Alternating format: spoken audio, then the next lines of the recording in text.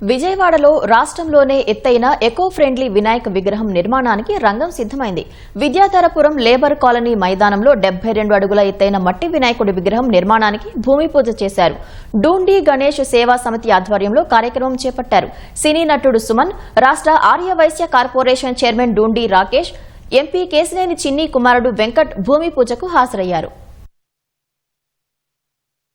So ఈరోజు వినాయకుడిది ఒక sensation. ఇది 72 అడుగులు మట్టి వినాయకుడు వాళ్ళు ప్రారంభం చేశారు.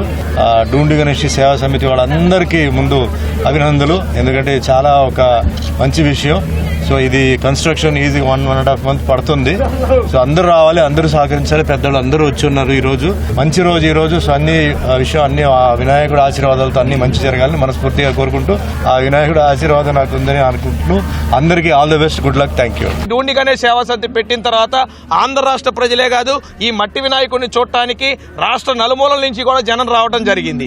అదేవిధంగా మొన్న మనం చూసినట్టయితే వరదలు వచ్చినా కూడా సమితి సభ్యులందరం కూడా 4 అడుగుల లోతు నీళ్లున్నా కూడా హైట్ బ్రిడ్జ్ 5 అడుగుల వెడల్పు బ్రిడ్జ్తో ఇక్కడ రెడీ చేసి జనాలకు ఎటువంటి ఆటంకాలు రాకుండా పూజలు నిర్విఘ్నంగా కంప్లీట్ చేసి 21 రోజుల కార్యక్రమాలు చేశాం. అలాగే ఈ సంవత్సరం కూడా వాస్తంతా కూడా చూపించి జాగ్రత్తగా పూజా కార్యక్రమాలు, కళ్యాణోత్సవాలు, హోమాలు అన్నీ కూడా నిర్వహిస్తూ హిందూ సాంప్రదాయబద్ధంగా అమరావతి ఏదైతే రాజధాని నిర్మాణం పటిష్టంగా జరగాలన్న ఒక ఉద్దేశంతో ఈ 72 అడుగుల ఎకో మట్టి వినాయకుడిని ఏర్పాటు చేయడం జరుగుతూ ఉంది.